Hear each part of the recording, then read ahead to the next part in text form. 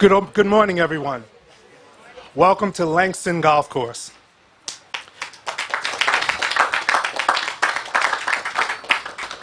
My name is Kerry Davis. I'm the athletic director here at Howard University. What began as a random conversation between two young people passionate about the game of golf has ended up here, the announcement of one of the most generous gifts in the history of Howard University. To talk more about that, I want to bring up the man who sets the strategy and who sets the goals for not only our athletic department, but the university as a whole, our 17th president, Dr. Wayne A.I. Frederick.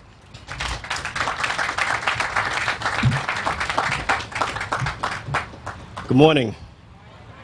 Thanks for joining us today. Today is obviously a historic opportunity for not just Howard, but I think all historically black colleges and universities. One of the things that we've been trying to do at Howard is to make the case that Howard University, like many of our HBCUs, have really given this country a significant return on investment. And one of the things that we're asking the country as a whole to do is to reinvest in us. And I think that that reinvestment is going to pay big dividends. Howard University was founded on March 2nd, 1867. And that act of Congress that started this university was a very ambitious start. This university was founded 5 years after Freedman's Hospital was put on Howard's campus to basically give freed slaves a place to go get health care. And that emerged into a bigger opportunity for freed slaves to be educated. And not just educated, but educated at the highest level possible. And so everything that we've been doing has been focused on that. Howard University has produced more African American physicians than any other institution in this country. And if you look over the past 50 years at all of the black graduates at Harvard's MBA, their number one supplier of those black graduates was Harvard College. Number two was Howard University. There's no field in this country that Howard University doesn't diversify. So what we do as an academic institution is critical. And athletics here at Howard University is extremely important. My freshman year, my first semester, I got to manage the soccer team, and we went all the way to the Division I Final Four. So my introduction to sports at Howard University as well was at the highest level. So as you can imagine, in the spring, when March Madness started, I turned on the TV looking for Howard. Unfortunately, they weren't there just yet. But when I hired Kerry, I told him clearly that that's where we need to be. So we clearly are making a strong investment. And so today, for instance, my best friend is here, Shaka Hislop, who played on that team, that 1988 team that went to the Division I Final Four and played in the championship game. He graduated from the engineering school, third in his class, interned at NASA, and played 14 years in the English Premiership for teams like Newcastle and Reading. So clearly an elite athlete. Played in MLS for 2 years and now is an ESPN broadcaster. Probably the most important accomplishment he has is an executive MBA that I got the chance to sign as president. Although his kids think it was graffiti on his degree, but that's how it goes. So we're here because of this investment that we want to make. So I want to take an opportunity, as much as we're going to talk about golf, I want to take an opportunity to mention a couple of things. We have our tennis coach here today, Larry Strickland, and come January 1st, 2020, by the grace of God, he would have coached at Howard University in 5 different decades, and in every decade would have sent an academic All-American, produced an academic All-American. So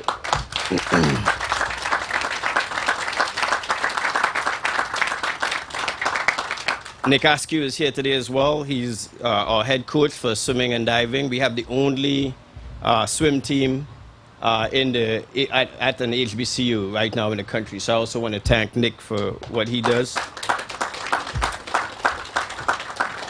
David Oliver is here, my director of track and field. And David himself is an Olympian, won a medal, not just any medal, but won the championship in the Olympics, and so we're thankful for what David does. Again, another elite coach and an elite athlete that we have here at the university.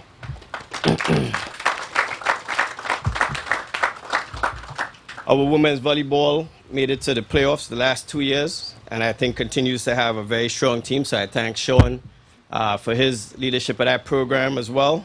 Hold on. And Oh, 4 years in a row. I'm sorry. I'm sorry. I'm sorry. 4 years in a row. Yeah, he probably is going to duck my pay for that. So 4 years in a row. So I want to thank Sean for that. And our newest member of the coaching staff is here, Kenny Blakeney from the men's basketball team. I got a chance to go to Spain this weekend and watch them play. They played in Barcelona twice and won, and then they played in Valencia on Saturday night and won. And I got to tell you, Mr. Curry, I hope that you're playing long enough because a couple of the members of his team could probably join your team. So we're thankful for him. I want to also address Mr. Curry. You know, we're at a very interesting time in our country and our nation's history. There's no doubt about that. There's a lot for us to be cynical about, a lot for us to be disappointed by, especially in terms of the rhetoric. But one of the things that I think we all must make sure that we double down on is investing in the people who invest in us. And one of the things that we have to take pause today amongst everything else that's happening is to realize that Mr. Curry represents what is great about America. If you want to talk about American greatness and you want to talk about what Americans should be doing regardless of their station in life, I think you just need to look at what Mr. Curry has been doing off the court. We're not even talking about on the court. When he brought Emmanuel to Howard, it was an emotional night. But his investment, meeting his mom, seeing his family's investment in that project was unbelievable. And then again today, there's so many other things that he could be doing today. There's so many other schools that he could be at supporting something like this today. But he chose to be here for a reason. His social activism, without political rhetoric, speaks volumes to who he is. And I hope that in all of the cynicism that we sometimes see and hear every day, we're going to take pause today to recognize that there's a lot to be happy about in this country with people like Stephen Curry around. So, Mr. Curry, I want to thank you for all that you're doing.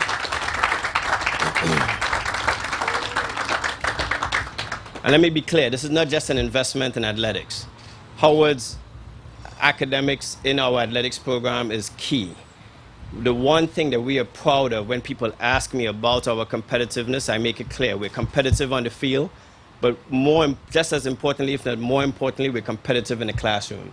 The young men and young women who participate in Howard Athletics are some of the brightest people you will meet, people who are out changing the country, changing the world around us. So this investment is clearly that. This is an avenue for students who otherwise wouldn't have an opportunity to attend a Howard University, to use the game of golf, to participate in that. And for that, I'm also grateful. I'm also grateful that he recognizes the value of that education.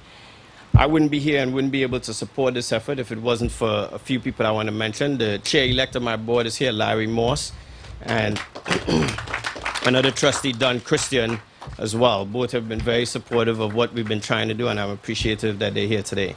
Marie Johns, who many in D.C. know, is also on our board. Today is her birthday, so I also want to thank her for her support as well that she's been given to Howard University. So I told Steph that my handicap is golf.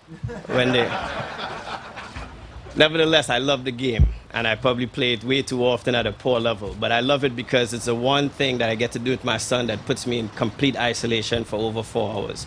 I've played, I would say, 80 to 90% of the rounds of golf I've played in my life with my son, who just turned 15. He has 2-a-days today as he's joining the varsity soccer team at high school, so he's going to come probably on the back nine. He's right-handed, right-hand dominant, but he plays lefty. And when he shows up, I'm going to get a knee injury so that I can make an excuse for why he's out driving me from the same tee box. But more importantly, it has given us an opportunity to share something that we can share well into the later years of my life. And also something that I could share, hopefully, with my grandchildren. And that's the thing about golf that I love. It doesn't matter what age you are, you can play the sport, and it teaches you a lot about life, about self-regulating yourself, about accountability, about responsibility. You don't have to, somebody doesn't have to see you do something for you to call that penalty on yourself. And I think golf gives a lot around the issues of integrity. And so bringing the sport to Howard as well, from a competitive point of view, is great. But another major part of this is going to be bringing the sport to several other Howard University students who can participate in it, play with their families, play with businessmen and women as well, and participate and see where deals are made. And I think that's just as critical. So with that in mind as well, I want to take the opportunity to thank Chip Brewer, who is here with us, the CEO of Callaway, for his generous support as well. So, Mr. Curry, one of the things that I think you'll be proud of is that I hope you'll get to meet every young man and woman who plays on Howard's golf team in the future. And I think you'll see what I see every day. The best advertisement for what is right about this country exists in my student body. I think when you meet those young men and women and you see what they're doing, where they're coming from, I think you're going to be very, very proud that you made this type of investment. So I want to thank you very, very much for that. The other thing I want to assure you is that Howard Athletics will always run a clean, compliant program. It will always be competitive, and I think the young men and women that will participate will always be upstanding citizens and will always do the right thing. And last but not least, I want to thank Kerry Davis, the athletic director. My vision when I brought Kerry to Howard University was to transform what we did in sports. I wanted to see the same thing I saw the first semester I was here in all of the sports teams. And one of the things I think he's done a good job is trying to manage, making sure that we give full support to every one of the teams. So I want to thank him. I want to take the opportunity as well to thank Paul Bowden and David Bennett, both of whom made this deal happen in terms of working out the details. And sometimes those folks behind the scenes, we don't give them enough recognition. So let's give a round of applause to the both of them for doing that. I understand some cameras are going to follow us for the first few holes, so I just want to make it clear the only four-letter words we're going to use are four. It's the only four-letter word we'll use. And I asked the cameras to back up. This is not the PGA. Our liability, my lawyers are here. Our liability does not translate to the court, at least not when I'm hitting. I don't know about his insurance, but when I'm hitting, you're going to give me an extra 20 yards. So thanks very much for coming out today. And again, thanks, Mr. Curry.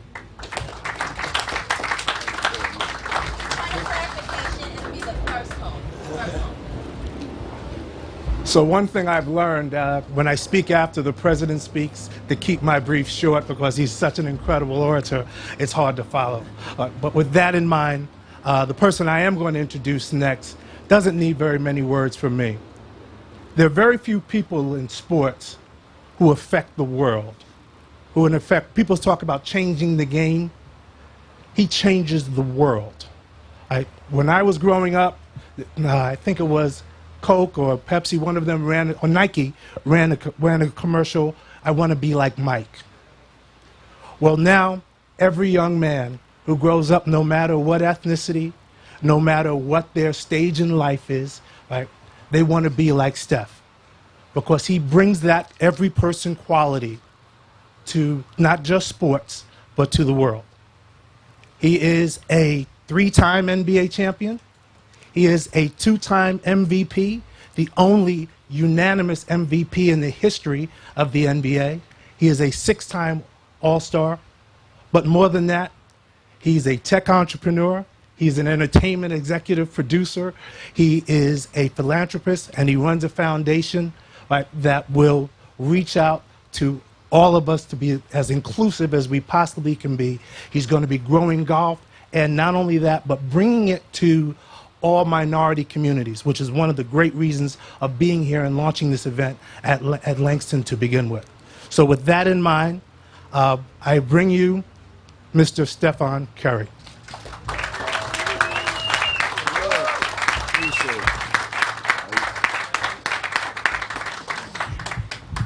I like to talk like this. This is much better. Thank you all for being here. It's a pretty exciting day, to be honest. I've been looking forward to this for a very long time, since January, I should say. Quick backstory of why we're all here. Otis Ferguson IV is sitting right here in the front row. Otis, stand up for him right quick. Let everybody see you. The cameras are back there. You got to show them your face. You can stand up while I'm talking about you. So Otis is a representation of everything Dr. Frederick said about what it means to be here at Howard, be a student here. I came on campus for the first time to share a documentary we have been working on with Unanimous called Emmanuel. As it says, a very heavy story, has a lot of lessons and thought-provoking kind of pieces to it. And as we did our panel discussion, As soon as we were done, we had a moment where I got to share with all the students that came, and they kind of came up to the front of the stage, and I started on the left and made my way down to the right. And every student had a passion, a vision, something that was on their mind that they wanted to do to change either something at Howard, something that they wanted to do after they left school, something they wanted to do to change the world, something in the community. And hearing each and every one of their stories was empowering and encouraging in terms of just what they each were doing in their own particular lives to make a difference. Otis, we connected on golf.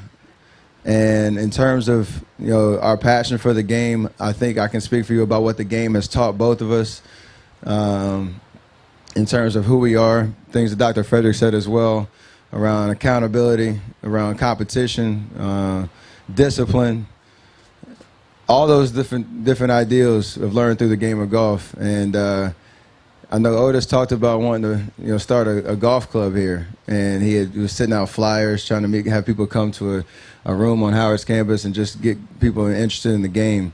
But he wanted to take it to another level. And the idea around recreating Howard's golf team, turning it into a Division I program for men and women, was born on that specific night. And 7.5, 8 months later, we are here announcing the first Division I golf program for Howard University, all because of this guy right here. So y'all give it up for Otis Ferguson. All right, you can sit down now. It's extremely rewarding to be here. I know, again, what the game of golf has taught me. Obviously, I play basketball full time and have enjoyed that part of that career path. But in terms of what golf has taught me about the different places it takes you, the things it teaches you about yourself, the people that you get to play with. As you said, it's a family thing for me as well. My dad got me into the game when I was 10 years old, and a high percentage of my rounds have been with him as well. Bridging that part of my relationship with the game into creating this opportunity with Howard to provide scholarships for men and women to play the game, to go to Howard, to invest in their education, and be a part of this amazing university that I've heard so many great things about. It's just exciting to be a part of that mission, that journey, that process. And as a part of the game, it doesn't just happen because of me or Otis. We have a lot of great partners that have helped bring this to fruition. Obviously, Under Armour being a sponsor from apparel for the team. Callaway is here as well,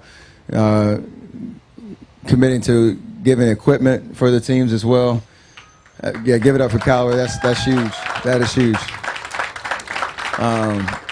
So a total team effort all the way across the board to make this a possibility. The biggest part about it that I'm excited about, not only we're creating scholarships and creating opportunity, for this program to compete in the world of golf. As a part of being on the Howard golf team, my wife and I, we just started our foundation called Eat, Learn, Play, and we're helping kids starting in the Bay Area, especially in the Oakland community, helping them eat better, learn more, and create safe places for them to play in terms of their active lifestyles. Part of being on the Howard golf team is there's going to be a requirement to volunteer a certain amount of time here in the local DC area through programs in those three areas. So it kind of goes full range into developing the total person, obviously from an athletics perspective, from an educational perspective, and from a philanthropic perspective. So I'm extremely happy to bring part of what makes me who I am, my family as well, to that program, and just excited. I'm going to be following every part of the journey as we go into next year when the team takes the course for the first time. But this is a big day, so hopefully the news spreads amazingly. Hopefully we create opportunities for those men and women who are going to be the first on this golf team to make this an every year thing where we're competing at a very high level. And just excited being here at Langston. Thank you for hosting us.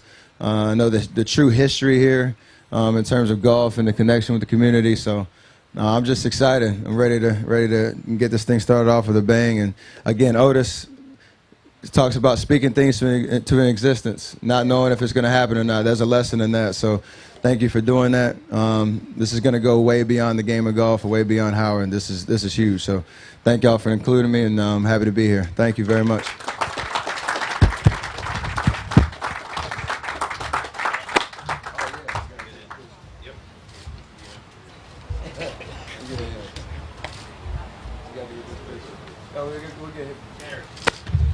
We are going to pause and get official photos in just a second, but we do want to give our professional press an opportunity to ask some questions. You want to handle from here?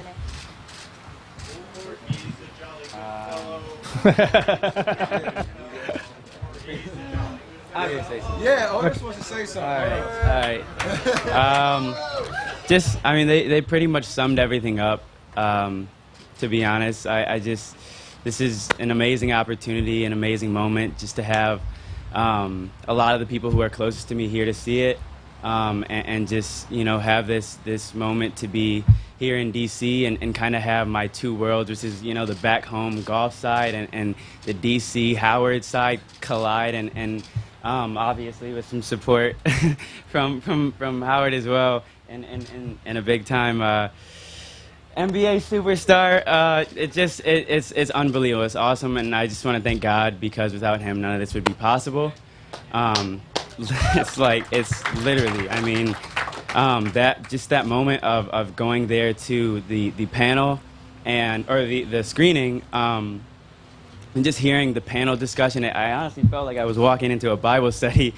But it's just, you know, that moment, I couldn't have done it on my own, couldn't have made it happen, and to see how it's come along, like he said, 7 months later, is just awesome. So I just want to thank everybody again for coming out, and look forward to seeing how this unfolds. Thank you.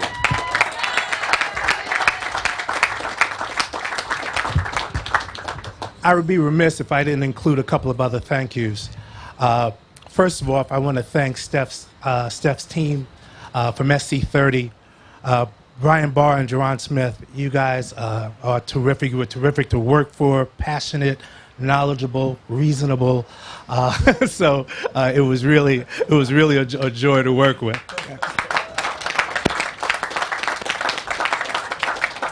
I also want to thank both your PR staff. Janice Lee is representing them here. She's somewhere around, and also there she is. Absolutely, she did a terrific job. And his legal team, Scott McKinney, I believe, is here, right? And it was oftentimes lawyers get in the way of these kinds of deals. Scott was one of those people who worked hard to know that everybody had their hearts in the right place, and let's make this thing happen. So with that in mind, thank you again to my staff. You're too many to name, but you guys all know who you are, right? Getting here and working so hard while I was in Spain. I really appreciate that. And with that, I'll open it up to questions from the press. I'm Michael Fletcher from Undefeated. Just a couple of technical points. How many scholarships do you envision creating for the golf team, and how much do you think it's going to cost to endow it going forward after 6 years? Two good questions. The first is, in the beginning, we're going to start with 3 scholarships in total, 2 on the women's side and 1 on the men's side. But there might be in the first year, we're still working through the particulars of this, there might in the first year be 2 scholarships based on a separate situation that involves Mr. Ferguson, right? But I can't get into any more details on that. With regard to the endowment, we're going to look, Steph has agreed to work with us in terms of raising the funds for the endowment so that this program can go on in perpetuity. That number could be, you know, I'm not going to put a limit on what that number is, but we're looking at somewhere between 6 to 8 million. And full scholarships? Full scholarships, correct. Sam Ford with Channel 7. How much is Mr. Curry putting up for this? How much does this cost? For 6 years? Well, I don't like to talk about anybody else's wallet, but let me just say this. He is putting up enough that we will be able to, in the first year, hire a coach and do the necessary, spend the necessary resources to create and develop a team starting in 2021. He is also putting up enough to pay the operating expenses and the scholarship expenses for that team on both the men's and women's side for the next 5 years after that. I'm not going to say how much that is. But put it like this, it's more than a little. Yes. WHUR Radio, what's the plans to get more women involved in golf or courses on?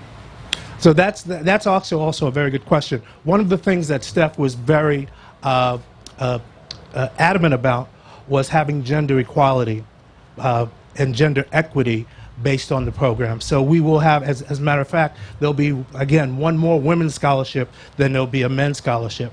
The idea for women's competition is they will be an independent team, probably starting out in 2021, with the hope of eventually joining the MEAC conference, should the MEAC conference gain enough institutions to host a Division I program. The MEAC does have a Division I program for men, and the men will immediately be a part of the Division I mix on the MEAC side in 2020.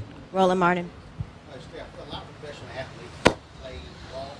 Are you hoping this also inspire them to follow your lead? Yes, I feel like there's no secret how much golf is a passion of mine, and again, how much I've learned about the game, kind of playing basketball, obviously full time, and my free time playing golf. But I hope it encourages people in terms of just being authentic about what they want to do and how they can create opportunities to give back. You don't have to force it. Opportunities can come up, but following your passions and what you can really get behind, not only your time and effort, but your money as well. Everybody's doing it in a lot of different ways, and so my way is connecting golf with education, with opportunity, and that's important for me.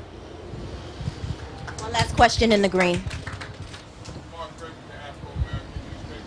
Steph, in relation to Chris Broussard's comments last week about, black players at the high school level going to HBCUs, he's kind of extension that. As one who didn't attend the HBCU, how important do you see that scenario in the future? Yeah, I know Dr. Frederick probably has something to say about that, but I think I saw Chris's comments, but this is obviously in the works since January. I know Jerron, who was a Howard alum, and spoke a lot about this university as a whole and what it stands for, what it means. But again, you don't have to go to an HBCU to support it, and so for me, this is an opportunity and something following Otis's lead I wanted to get behind. And the university has done a great job of meeting me halfway on that. So there's a lot to say about the history and the uniqueness and specialness of people that come from HBCUs that are doing, like you said, are changing the world in their own respective ways, and it's important. You want to speak on that too? Just one comment, and that is, I think, often when this comes up, we just aren't honest about the issue. The issue is about money.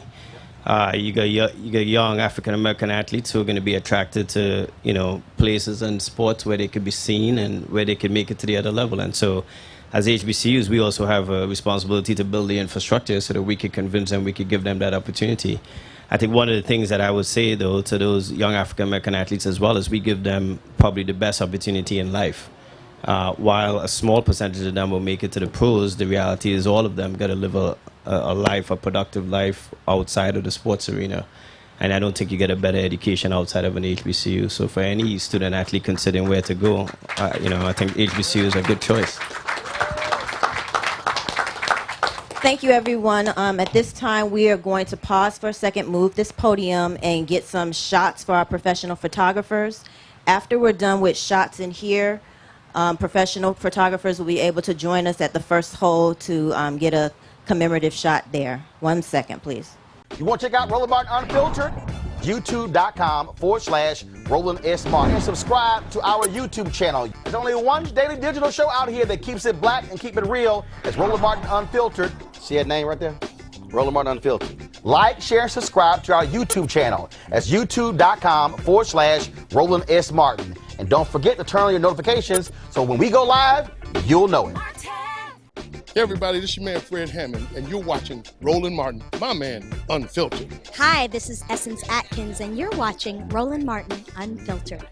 Hey, yo, Peace World, what's going on? It's the Love King of R&B, Raheem Devon, and you're watching Roland Martin Unfiltered. Hi, my name is Brescia Webb, and you're watching Roland Martin Unfiltered.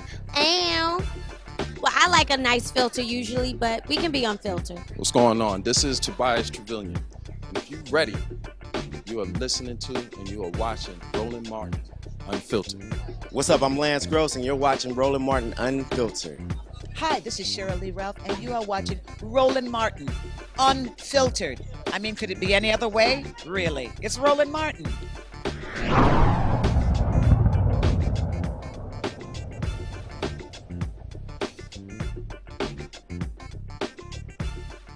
You want to support Roland Martin Unfiltered? Be sure to join our Bring the Funk fan club. Every dollar that you give to us supports our daily digital show. There's only one daily digital show out here that keeps it black and keep it real as Roland Martin Unfiltered. Support the Roland Martin Unfiltered daily digital show by going to RolandMartinUnfiltered.com. Our goal is to get 20,000 of our fans contributing $50 each for the whole year. You can make this possible. RolandMartinUnfiltered.com. Hey fam, want to check out Roland Martin Unfiltered, the blackest show on all of digital, cable, and broadcast. Check out our audio podcast. There's only one daily digital show out here that keeps it black and keep it real as Roland Martin Unfiltered. Press play.